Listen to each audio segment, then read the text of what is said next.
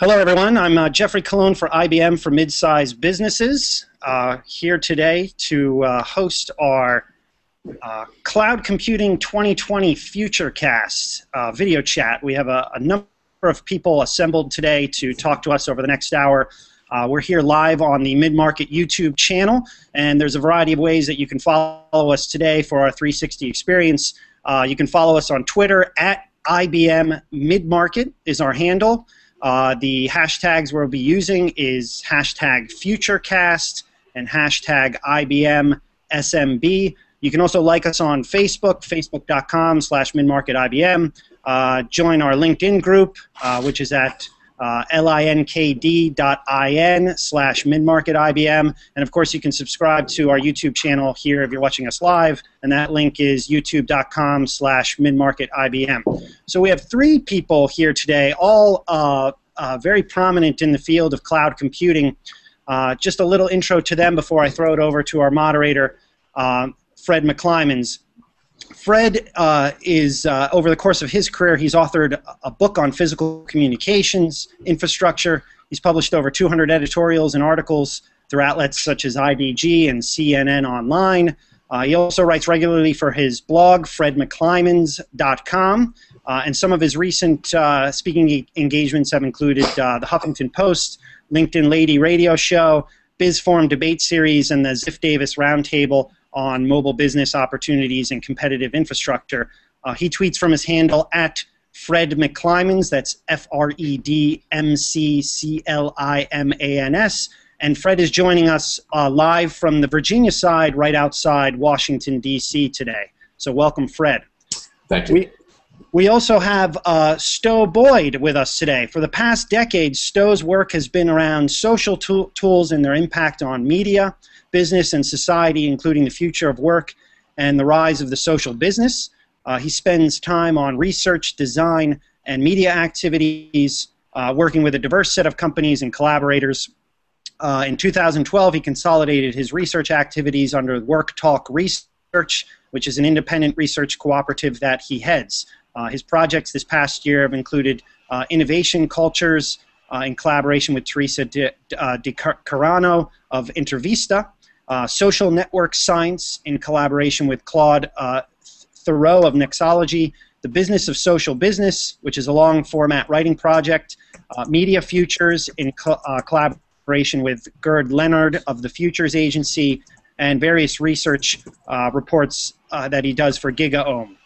He serves as an advisor to a short list of innovative social tools and media companies, principally focused on product direction and strategy. These include tech giants like AOL, Microsoft, and IBM, and startups like Bitly, Yammer, and Wonder. He also consults to large enterprises grappling with the challenges of applying social tools to their operations. Stowe tweets from the handle at StoweBoyd, STOWEBOYD, and Stowe is joining us from just outside the New York metropolitan area today. Welcome, Stowe. It's good to be here. And then finally, Alan Dickinson is our IBMer today on our chat. He's Program Director for IBM General Business Cloud Strategy. He leads IBM's global cloud strategy for mid-sized businesses. In this role, he works with all of IBM's offering teams which develop hardware, software, and services to deliver cloud solutions for businesses that have fewer than 1,000 employees. He's also responsible for helping the many types of IBM business channel partners to successfully deliver cloud solutions to their clients. He's especially interested in how cloud can transform business models to deliver value in new and innovative ways. And Alan is joining us from Research Triangle Park, North Carolina, near Durham. Welcome, Alan. Thank you, Jeff. So I'll turn it over to Fred to start the discussion on cloud computing 2020, where we think it's going in the future. Well, thank you, Jeffrey, for the introduction. And I'd personally like to welcome all of our viewers and our participants today here online, Stowe and Alan, and of course everybody on Twitter, and those of you watching us on YouTube. One of my favorite quotes comes from the physicist Niels Bohr, who said, "Prediction is very difficult, especially about the future." And I fundamentally believe that is true. However, that said, I do believe that we can look at the trends that we're seeing today, trends in technology, trends in science, trends in business and social behavior, and they can provide us a glimpse of a probable future, or perhaps a series of probable futures moving forward. When we look at cloud computing, there are certainly a number of trends that are taking place in cloud computing today. And if I had to kind of project out over the 10-year horizon to 2022, and just sort of put a general stake in the ground about cloud, I would probably say that there's a pretty good probability that rather than the big fluffy clouds that we see today out there with your Amazons, your Microsofts, Google, etc., I think we're much more likely to see more of a dispersed cloud, much more of a fog, something that is more ubiquitous in our lives, more pervasive in our lives, that touches just about every device that we have at that point. There clearly we're seeing trends in behavior and technology that are leading us into that direction. So I'd kind of like to take this as a point to throw it over to Stowe and Alan and kind of ask you the question, looking at the state of now, what are the trends that you see taking place within the cloud computing environment that are leading us forward, some of the more prominent trends? Alan? Well, one thing I see is really the need to reduce complexity, and I think that's complexity is a growing trend that cloud is going to be able to help with. There was a study that IBM did with the Economics Investigation Unit called The Power of Cloud, and one of the key attributes of cloud that was identified in that study was the ability to mask complexity through the cloud. You can mask the kind of IT lingering behind the cloud that you interact with. And there also was a TechIsle study recently that we participated in that said 72% of small and medium-sized businesses and IT vendors should simplify their technology. 54% had IT difficulties increase in the past 3 years, and 39% of them said their IT struggles were bigger than their business struggles. It's almost 40% of companies say their IT struggles are greater than their business struggles. So reducing complexity is a big trend, and you can leverage the cloud, I believe, to do that. A couple other trends I think that are driving cloud are mobile, of course, smartphones. You can do so much so easily now with your smartphone. People are saying, why can't we do that with our business? Why can't we get applications so easily and connect so easily? I want to do that more with my business, and businesses are. And then the third, I'd say, is probably big data. The growing amount of video, digital images, business data that needs to be analyzed. That's really pushing businesses to try to figure out some way to have a computing model that can support analytics. Very good. Stowe, your thoughts on this? Well, I think it's a good thing to start a panel by disagreeing with someone. So I'll jump on what Ellen said and make the case that while it is true that companies are adopting and moving towards cloud computing because of the promise of reducing the complexity of IT, that's not what will happen in a very near term. So we'll go through this initial phase where apparently the complexities of computing will be simplified because you can, emulate, virtualize, single servers or networks of servers or any kind of combinations, and that will be the model for a return on investment that will be driving people. They'll say, oh, therefore I can project out that I'll save this much money. But relatively quickly, as is generally the case, what will happen is we'll get to the point where we won't be tied to emulation of today's physical layouts. And all of a sudden new, heretofore unforeseen computing models will emerge, which will be massively more complicated. But they will be necessarily complicated because, as Alan pointed out, people are starting to grapple with completely different scales of information or scales of communication density. So, for example, the Internet of Things, big data, the notion of having access to social data about, tens of billions of people's messages every day from 6 different services and what they're watching on television and being able to slice and dice all that, all of a sudden we'll have the possibility for new kinds of computing that will be necessarily complicated.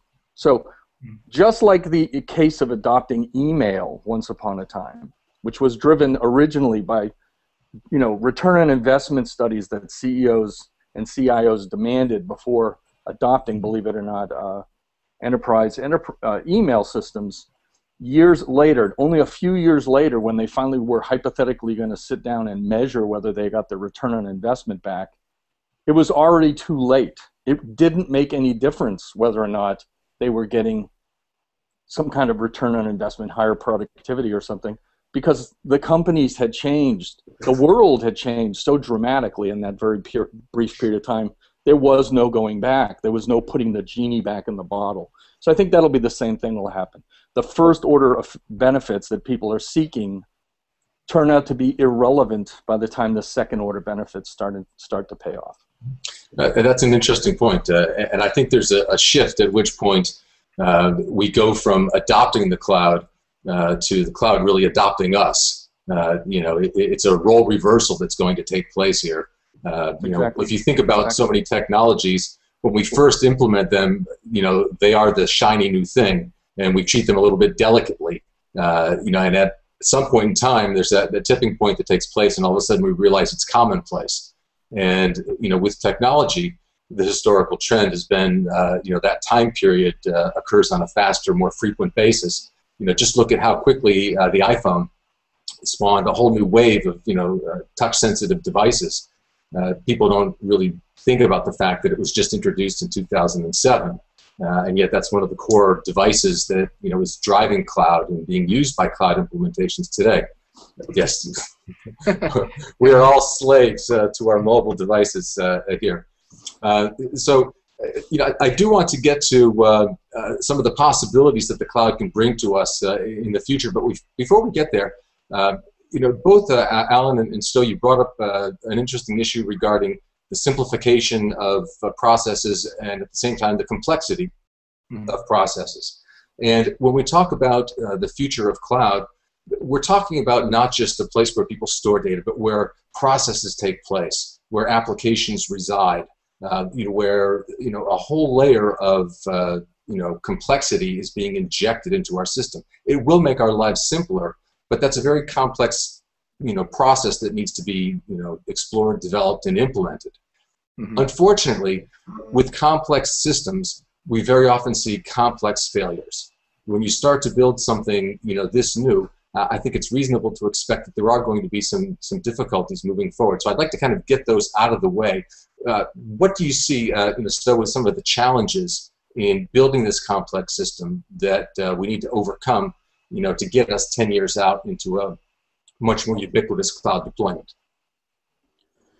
Well, you have to build, like the internet itself, you have to build in the premise of failure into it. So for example, the notion that we were talking about the other day, and I think is dead on, as more and more companies are putting part or all of their operations, in a sense, their business processes, or something that will be the follow-on to business process, they'll be putting that more and more up in the cloud and making it accessible in new and unusual ways to other businesses' operations. So today we do a lot of that by handing things through highly programmed interfaces like SAP, or very loosely using tools like IBMer, for example.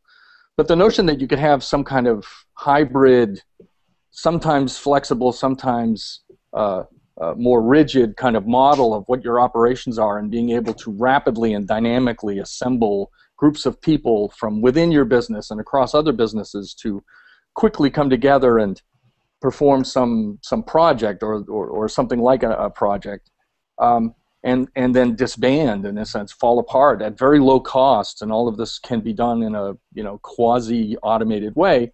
Well, that's a fascinating thing. I mean, it's not doable today. I mean, it's just not done at all. And the idea that you have the computing power and the data and analytic tools and things like social software, sentiment analysis, for example, all these things can be put together and with powerful algorithmic augmentation of businesses in a way that's just completely inconceivable. I mean, at this point. So one point to make, as a part of that, and also as a part of the thing I mentioned earlier, the second order computing benefits that we're going to get with these unknown and right now unknowable new computing models that we'll be seeing, you know, extremely soon. I mean, you know, within less than 5 years, people will have dreamed up completely different models for dealing with things that we didn't have to deal with before, like petabytes of social data, for example. You're going to have to come up with better tools than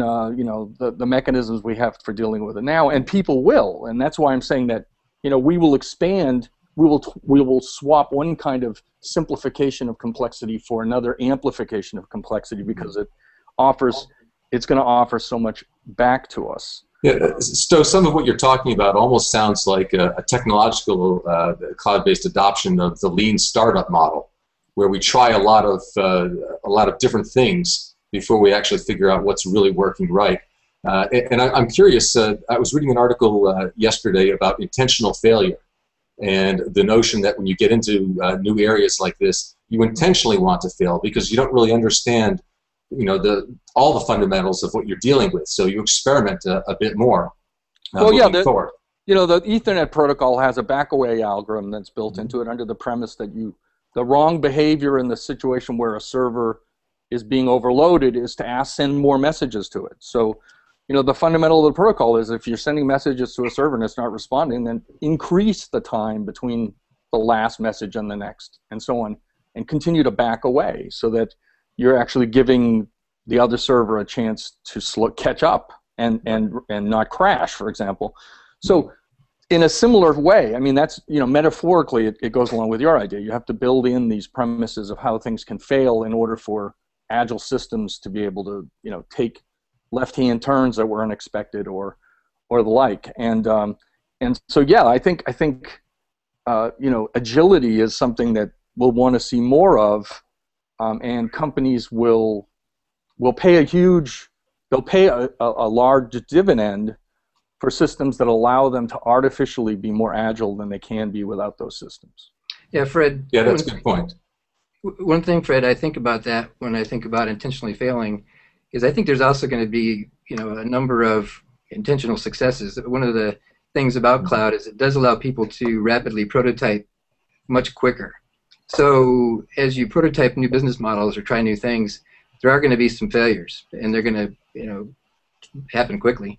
But I'm more on the optimistic side, where I think that businesses we're going to see some very amazing things come from a number of businesses who have taken a layer of complexity that they can achieve with cloud and then added something on top of it and on top of it.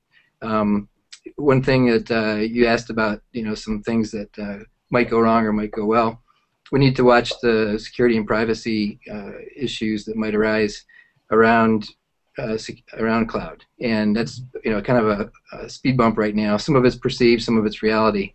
For most mid-sized businesses, though, security is going to be actually better if they're using a managed service provider who probably has better IT practices than their small IT staffs. Right now, there's a bunch of emphasis on security analytics, where you analyze the attacks and breaches and you try to learn from those. And right now, IBM, we analyze over 13 billion block security events every day. And so as you learn from those and you can then apply those to the next guy coming along, that'll help some. That'll help, I think, the best you can get. It's like you wouldn't go and have a laptop or PC without antivirus now. Managed security services or using these analytic tools is the best thing, I think, for protecting your infrastructure going forward. Now, some hackers are going to try to use those same analytics. I think we were talking the other day, you mentioned that. But I still think you're going to need to have those kind of protections to really survive in the cloud in the future. Right. You know, it's interesting, Alan. I agree with you. And when I talk about intentional failure or some of the obstacles that we have to overcome, you know, I'm very positive about the future of cloud and cloud computing, and I see tremendous benefits, you know, coming out of it. You know, I think there are certainly some better approaches that businesses can take moving forward. And certainly I see the cloud being something that transforms businesses in quite a significant way. You know, right now we've, you know, had a very, you know, industrialized tradition that we're breaking away from behind us. And we are becoming much more agile. We're creating much more of an ad hoc business environment. And I think for, you know, SMBs, the opportunity to leverage the cloud and agility is phenomenal. I think the potential there is incredibly high. Key to that obviously would be minimizing some of the risks, both from a business perspective and from a technological perspective. I think we need to consider both of those there. Taking that the next step further, let's go ahead and let's start to take a look out, into the 5 to 10 year, window. What do you see, businesses looking like? I mean, personally, I anticipate a much more fluid business environment and a much more fluid consumer environment, where we actually have the ability to be consumers 24/7 and to be businesses that are evolving on a 24/7 basis. There is no best practices. There are continual, evolutionary next practices that drive us forward. So how do you see that benefiting consumers and businesses, Alan? Well, I see 10 years from now, like I mentioned, I'm optimistic, but I see it really IT through the cloud enabling business model innovation, and I'm more focused on the different business models that will be enabled. There's going to be folks that are going to optimize what they're doing now and incrementally enhance what they're doing. There's going to be other folks that really innovate and they significantly extend what they're doing. So more of a sustaining innovation versus disruptive innovation. And that was the third point I was going to make, is you're going to have people that are going to disrupt, kind of at the third level. From optimizing, you're going to have some optimizing, some innovating, maybe taking it a little further, where they significantly extend what they're doing today with cloud. And then the third level is disrupting. You're going to have some people do that. Some people have very good business models now, and they want to optimize it, so they're not going to jump right to the disrupt phase all in one step. They have some things they want to improve. So you're going to see all of those, but I think between now and 10 years from now, looking back, you're going to see some businesses that you're going to say, I wish I thought of that kind of business, not like a Pet Rock or Silly Bands or thing, but you're going to have some business models, and you're going to see those, and you're going to say, whoa, that's pretty neat. I think it's going to be pretty cool. I think we're going to see more hybrid cloud 10 years from now than we do today. Right now, people are getting their toe in the water with SaaS applications, trying some public cloud stuff, and there are also a lot of investment right now we're seeing on private cloud. But in about 3 years, we expect hybrid cloud to be the predominant business model. Interesting. Stowe, does that fit with your vision looking forward? It actually does line up pretty well. I'm a speculative designer at heart, so I'm always trying to conjecture some what I call hypothetical appliance, some imaginary appliance, and use that as a mechanism to get people to consider the implications of a different world in the not too distant future. So one thought experiment that occurred to me yesterday, and I wrote about in a slightly different way, but is to imagine the hypothetical use of huge cloud computing and a particular subset of like the world of big data, specifically the notion of social data. So we're at an interesting time because in recent years the science of social network analysis at a mathematical level has gotten pretty elaborate. And so we do understand a lot of how it is that, for example, people influence each other. And that's going along in parallel with a whole bunch of new research in social cognition. So imagine this fusion of all of this knowledge and giant algorithmic complexity, of the Watson variety, having access to actual, hundreds of or millions of petabytes of social data that human beings have offered up. So you could conjecture then that at some point we might actually be in the situation where in a much more directed fashion than is available today, people's behavior could be influenced. So, for example, a sort of benign corporation might say, well, it's really no more different than running advertising on TV to try to get people to buy my toothpaste than it is to use those mechanisms to actually, get people's behavior to change without them really being aware of it. Sort of at the economic level, as they say. So it's sort of an interesting thing that.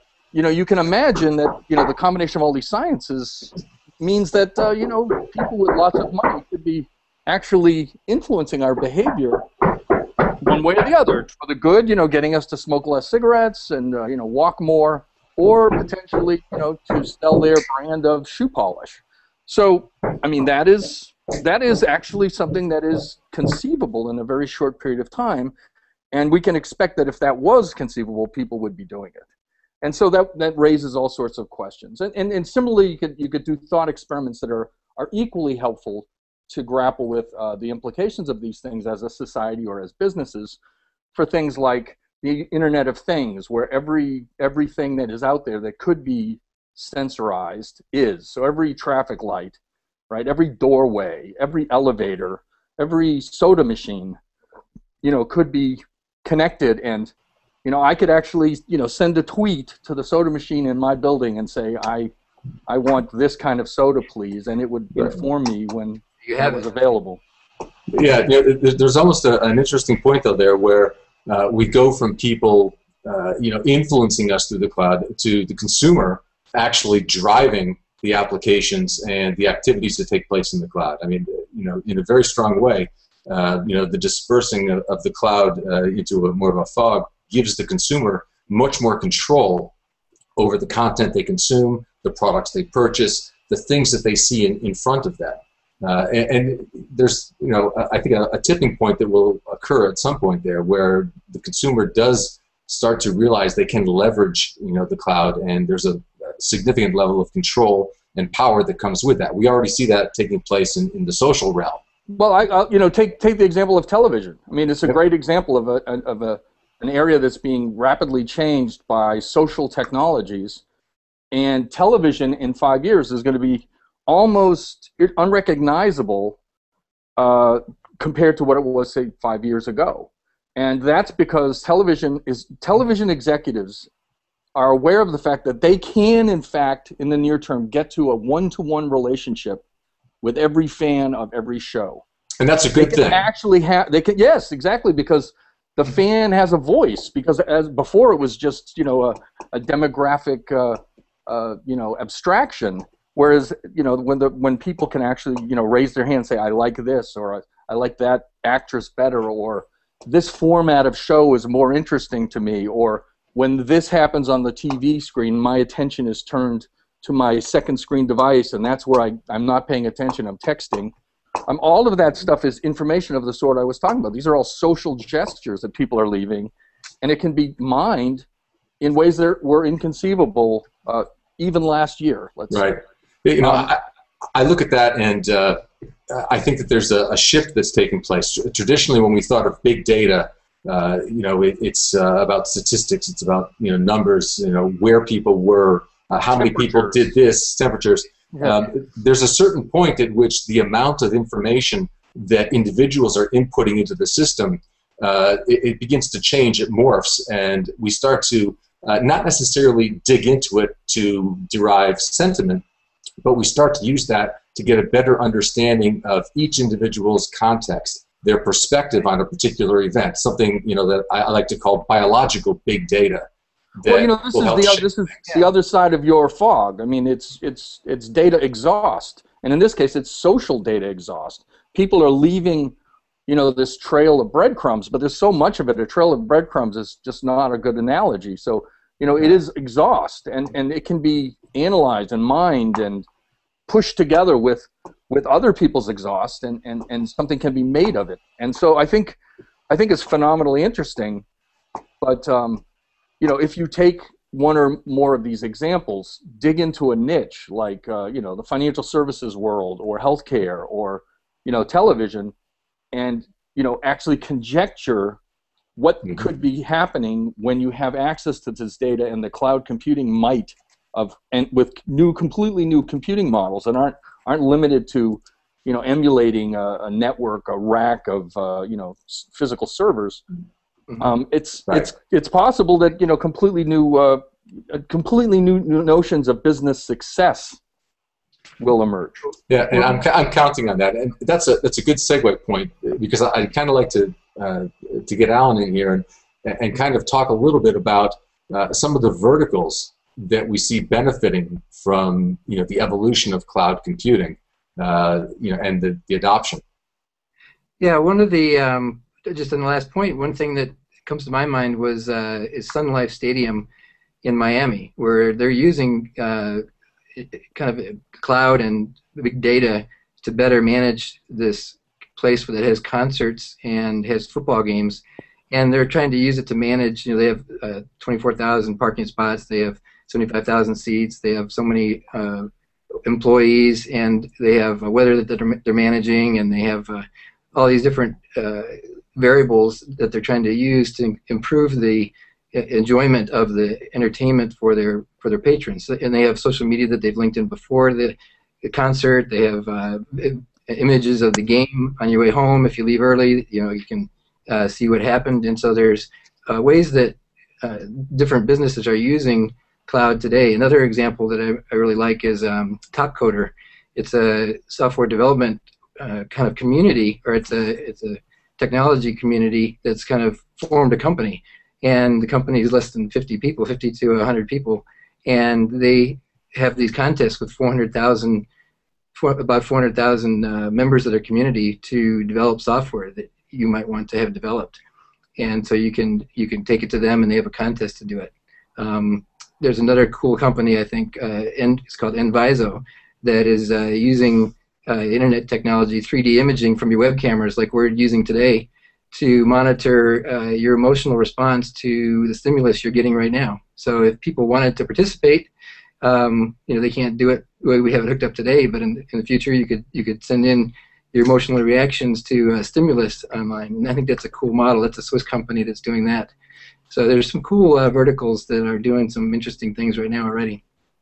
Well, I read one the other day, and I'll just throw it out as a one-liner, basically. So Valve, the people who run Steam, the massively parallel gaming system online, they're unhappy with the lack of innovation in PC hardware, and so they have announced that they're going to start doing their own hardware. So all of a sudden you have a new company that might be taking a new slant on massively parallel gaming by building hardware that's designed around it, instead of where the hardware is just, a general purpose computer running particularized software.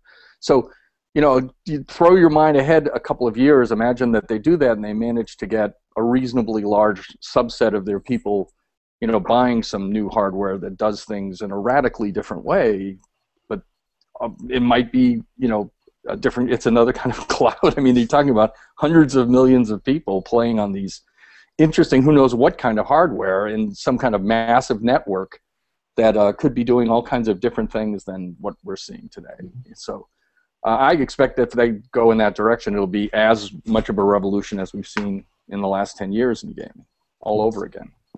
So looking though at, and that's a great example, but looking at some of the specific verticals that are out there, when we talk about businesses leveraging cloud moving forward, do we see standout opportunities in areas such as government and politics, in commerce, e-commerce, transportation, healthcare? I know I certainly personally expect a lot of development in the area of healthcare, through cloud. There's some issues to overcome there, but I think the benefits are significant, especially in some areas such as collaborative medicine, remote medicine, diagnostics, and certainly that kind of paves the way for decision assistance tools, reasoning tools to kind of come into play to help us with some of these. And I see a lot of that technology being more available to the small and mid-sized businesses, where today it's really out of their reach.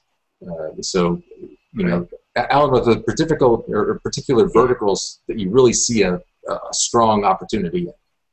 Well, yeah, we see a high growth. I was looking at that just before we joined today, and one of our highest growth industries is healthcare. In fact, trying to make sense of all the data that they're awash with and help kind of link together the physicians with technology like Watson. It's one of the projects that IBM's working on right now, where it'll be a consultative tool where you can feed in the symptoms, the medical history, maybe the genomic data of the person, and come up with a more sophisticated, more advanced recommendation to the doctor as what some probable illnesses might be.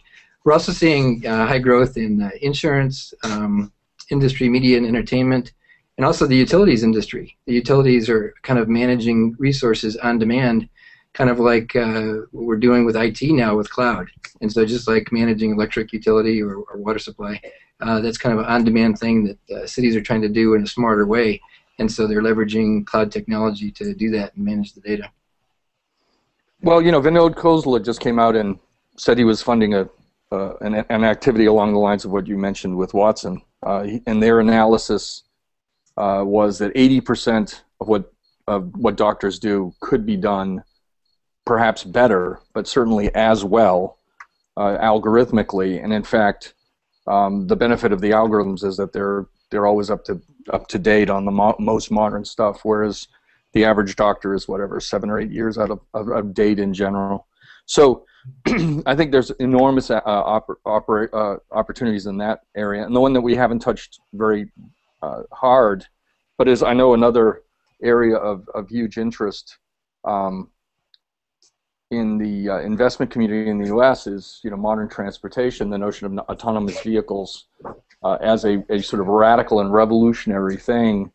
And going from cars today that have collision avoidance systems and so on, but up to and including fully autonomous vehicles, and the notion of them, in communication with each other and in communication with the city, in a sense, the streets, the traffic lights, provides an opportunity for, complete rethink of how we use public space actually. How much space is dedicated. I mean, it's a ridiculous amount of space that's dedicated in cities like Los Angeles to the parking and movement of vehicles, which could be, it gives the opportunity for completely rethinking the city itself. So these are phenomenal opportunities. Yeah. I would like to take a moment here, and still that's a good point that I want to follow up on in a second, but I'd like to let everybody listening and doing this know that we are taking questions. If you plug in a question with a hashtag FutureCast, we are monitoring those, and we'll get to those momentarily here. So let's kind of continue that, and Alan, I'd kind of like you to, if you can, riff a little bit off what Stowe was talking about there. Yeah, I currently 100% agree with his observation. In large cities, the management of the city is really a large data opportunity. And we have in IBM a Smarter Planet initiative that's going to be ongoing over the next 10 years, and you're going to see more and more cities integrate their traffic flow to manage pollution, to manage traffic flow so that people don't use as much gasoline, to manage their public safety, so that you have different issues going on in different parts of the city. You can position people in the right areas to actually prevent crime in areas that have a high propensity for it. And so they're leveraging cloud and big data to really move to the next level and provide better services for the people that are there. So no, I agree with Stowe. So now let's take that, and I agree. City planning, it's kind of like planning at Disneyland. It's an incredibly complex, process that takes place, making sure you have the right people in the right place, you don't have overcrowding in certain areas, and that everything is moving in a fluid way. But let's take that and let's apply that now to, SMBs. Are there lessons there? Are there areas that you think SMBs will be able to take advantage of that type of knowledge that we're gaining now through things such as city planning to really fundamentally restructure the business environment, the way businesses actually look? Are we looking at something that is groundbreaking here? Well, the example I mentioned earlier about Sun Life Stadium, I think, is very similar to the kind of smarter cities kind of approach. Sun Life Stadium has an intelligent operations center, and they manage public safety. They manage their the parking and all that. So I think it's very similar.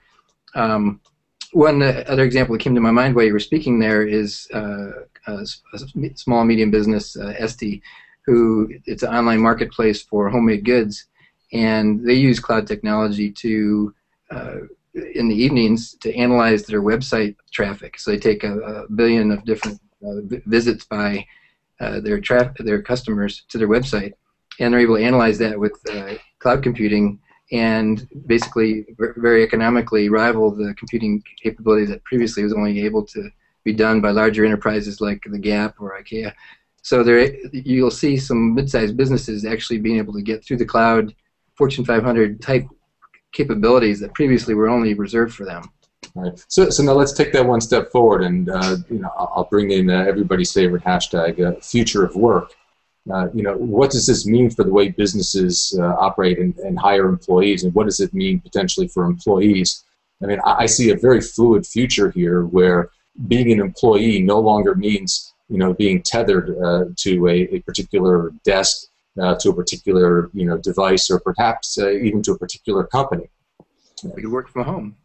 Well, you work from home, but I think anywhere. Work from anywhere. But I think you can also work for anybody. I think that's one of the things that cloud is enabling, and I think will help redefine what it means to be an SMB, especially an agile SMB moving forward.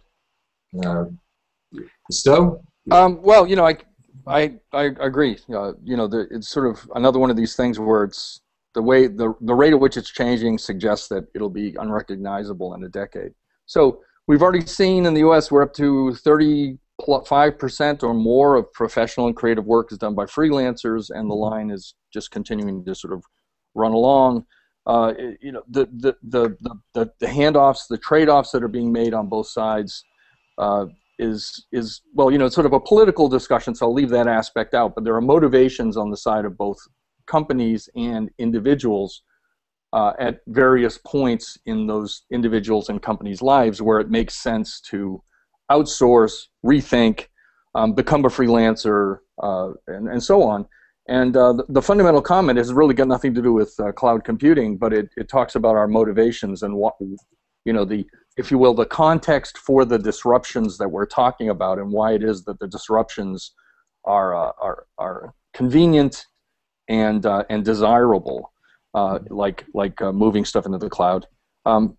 Human beings are driven by the desire for mastery and autonomy and the sense of purpose, a meaning in life.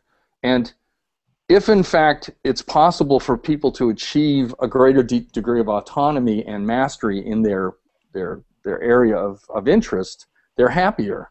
So if we believe that people's motivation towards happiness and achieving it is a social good, then the degree to which companies either allow people to do that within the company, or individuals decide they have to pursue it external of companies, then we should support it. I mean, if we believe that the pursuit of happiness is a good social goal, and the happier that people are, the better we all are, then that's positive. So how does that impinge on this world of cloud computing and so on? Well, to some extent, to the degree that it makes it easier for individuals and companies to have a more fluid, more liquid form of work relationships, where we can rely more on what they call swift trust, where we come together and based on professional assumptions about people's competencies and a general understood notion of how it is that work is accomplished, and you can come together relatively quickly, accomplish things that are great, like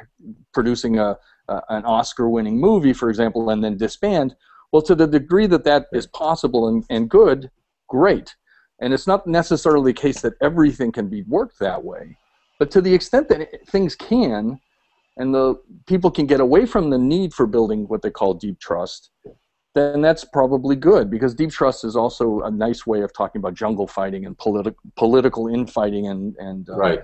hierarchical warfare and so on inside of large companies. Right. Yeah. So, This kind of goes back to a discussion that we were having previously offline, where we were talking about the ability of ad hoc companies or ad hoc partnerships, or even ad hoc employee-employer affiliations, really driving the future of SMBs. And I think the key there is making sure that we have the underlying technology and the right set of critical thinkers to really leverage that and make it happen. Well, I'll just make the one observation, which is the half-life of companies is shrinking all the time. Yes. And there's a reason that companies are formed and then they break up. People go their separate ways or whatever. And it's not, we don't have to look at it as some kind of failure, right? This is not necessarily a bad thing. No, I think it's a very positive thing. So at this point, I would like to turn it over to our producers so that we can address some of the questions that we have queued up from Twitter. Thanks, Fred. Really good discussion going on here, guys. I think we're getting some great feedback, great participation. Of course, even after the future cast video chat itself, feel free to engage with us at Mid-Market IBM. One of the questions that we got, and this is a general question, but it uses the D word, disrupt, is can the panelists name one way how SMBs could use cloud to their advantage to disrupt a larger competitor in the future? So I'll throw that to the panel. Again, a general question, but a way that an SMB can use cloud to disrupt a larger competitor. Well, I think to an extent we see that happening already on a pretty regular basis. If you think about disruption and innovation, particularly disruptive innovation, we see most large companies being constrained to sustaining innovation or incremental innovation, small improvements for fear of cannibalizing themselves. Or in some cases, they simply have a physical structure that's not nimble enough or agile enough to be competitive.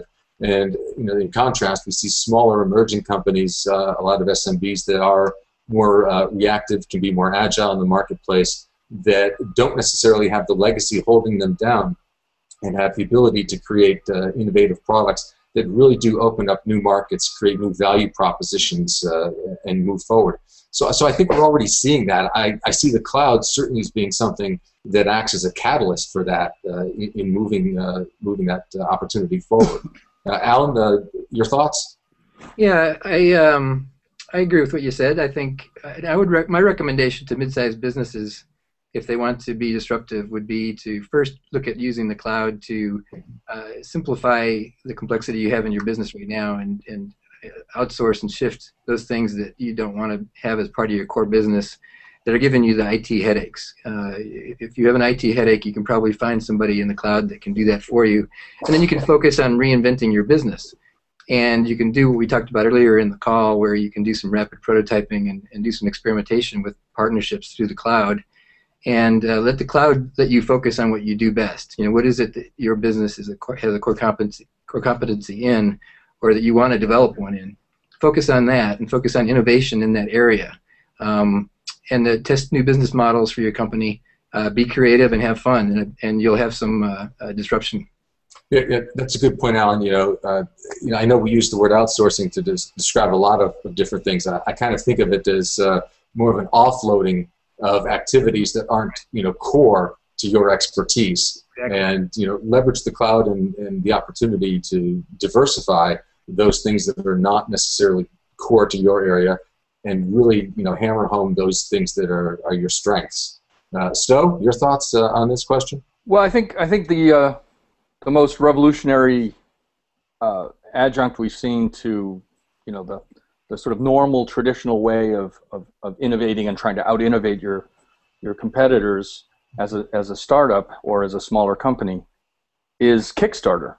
That has funded, I don't even know how many companies now, hundreds, thousands of companies, some which are amazingly innovative ideas, and people that have gotten a tremendous amount of money to launch, in essence, even though they say they're not trying to help people launch companies. Oh, I think we just lost Stowe. Oh. Yeah, we did. You want to?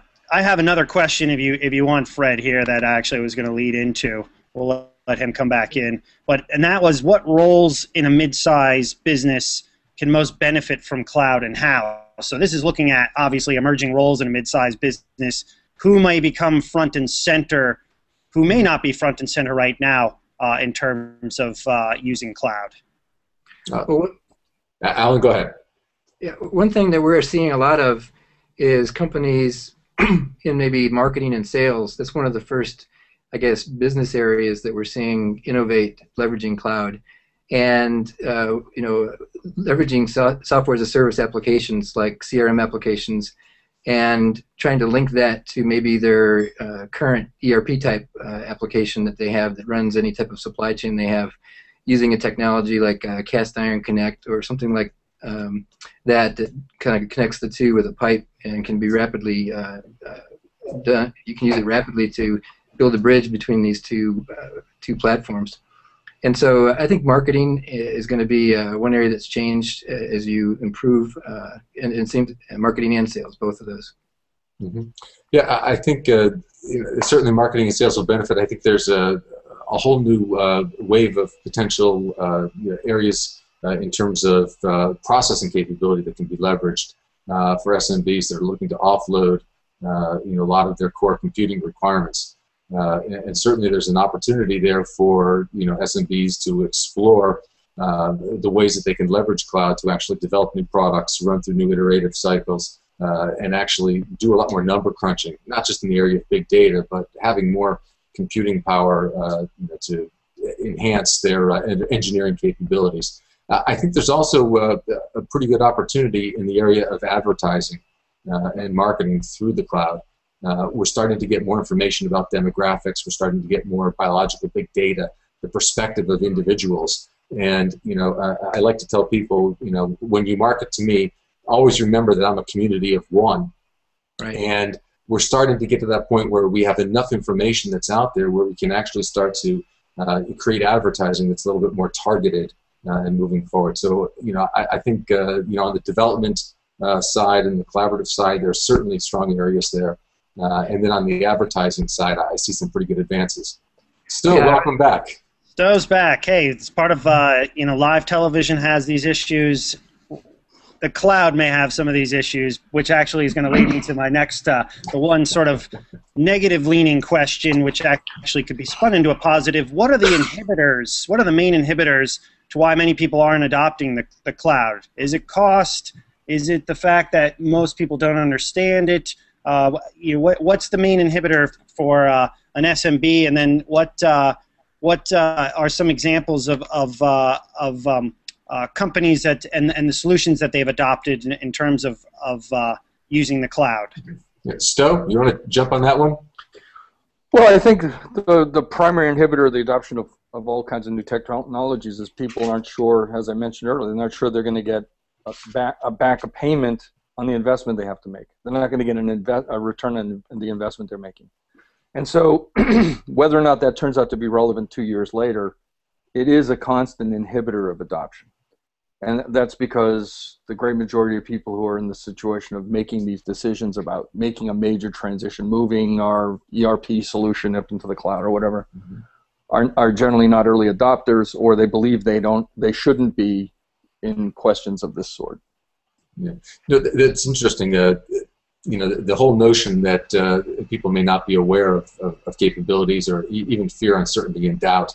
You hate to throw FUD out there, but it exists. And people, aren't necessarily sure that the cloud is stable, that it's real. We do see examples on a frequent basis of failures, but that's to be expected. And I think the benefit there is that we learn from them moving forward.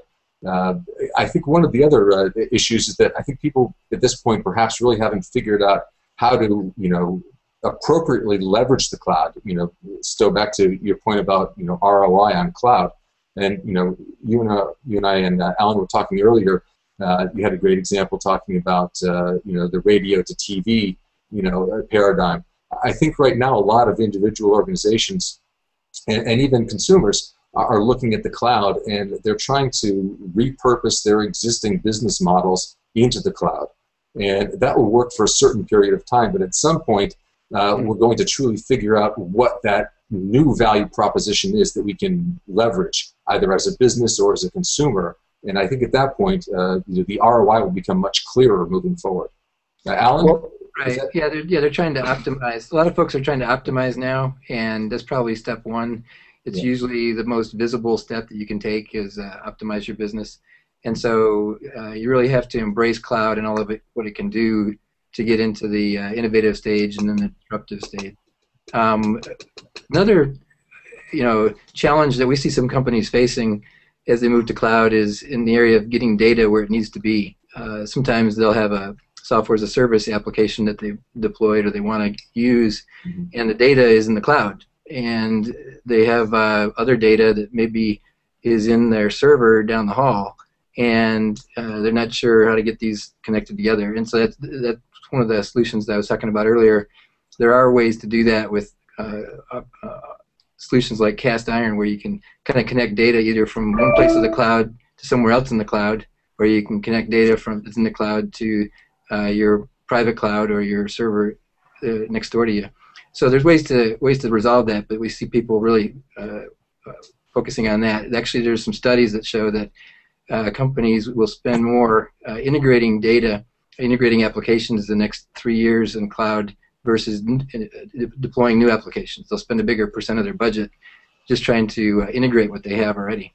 Right. So Stowe and Alan, I'd kind of like to throw out there a bit of a broad question. If you look at cloud in 10 years, the cloud 2022, what do you expect to be doing in the cloud? What are some of the things that you would love to see happen? And what are some of your general thoughts about how we get to that point moving forward? Stowe, I'll start with you first. Well, I think it's totally unknowable. I just don't think there's any way to guess. I think, I agree totally with what Alan was saying earlier, that we're in this period of time where companies are going to be investing heavily to, in essence, get something that looks relatively like what they have today running on their own servers or their own networks. And they'll be, going through hybrid stages, connecting data that's still in a physical server in their building to stuff that they've ported and so forth and so on. And there'll be this period of time while they're, sort of getting it out of their own building, putting it up on different solutions, different companies' infrastructure that's provided, and doing some innovation along the way. But then there's this, next 5 years after that, or the next 7 years after that, where, as I've said before, new computing models will appear. Things that you can do because someone gives you access to petabytes of social data, for example, that allows you to do some kind of sentiment analysis that's inconceivable now, will change the notion of marketing. And it will change it for everybody. And it will mean that the ability to adopt a breakthrough model like that will be much easier because it's already up in the cloud. It's much simpler for you to just step over to the next innovation. So as a result, I don't think we can know. I mean, the last comment I'll point at is, something like those guys at Valve may dream up a completely new notion of distributed computing that supports, 3D immersive gaming and 3D immersive whatever else to an extent that's just, there's no way we can know what it is. And so I really don't know that, you can poke, we're in the situation of having a 10-foot pole in our hand and trying to poke into, 6 inches of water and then 9.5 feet of mud. And that's about as far as we can see. We can only see the 6.5 inches of water. Yeah, it's sort of Dave Bowman from Space Odyssey. Something wonderful is going to happen. We're not sure what it is, but it's out there. Alan, your thoughts on that? Well, I think for most of the, it is hard to predict the future, but if you look at kind of some trends and what we see our customers currently struggling with, we do see them trying to get the complexity out of their IT so they can focus more on their business. And they need to spend time thinking about what that is, and they can get partners who are better at other parts to take on the parts of their business that they don't want to be good at. And at IBM, we see really cloud as a key part of our vision for a smarter planet. And cloud is really, I think, about, and being a smarter organization is about getting the right data to the right place at the right time to make the right decisions so that you can take the right actions. And IBM sees mid-sized businesses as the engines of a smarter planet. They're the pieces that make it all work. And so I'm optimistic about the future and about cloud and what it's going to do for business. Excellent. Thank you very much, Alan and Stowe. Jeffrey, I'd like to toss it back to you.